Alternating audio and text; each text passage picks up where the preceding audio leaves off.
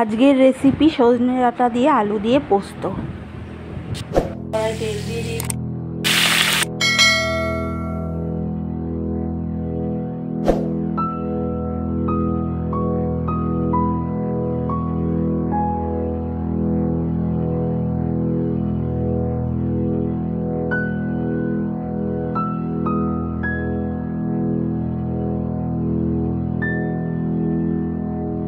আমি বেটে রাখা পোস্ত দিয়ে দেবো। নুন হলুদ এত কিছু দেবো না, কারণ ওর মধ্যে সব বাটনার মধ্যে দেওয়া আছে।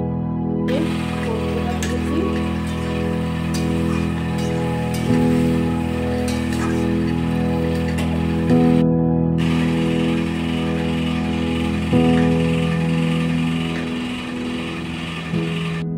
ডাঁটাটা ফুটে গেছে, ভালো করে ভেজে দেবো।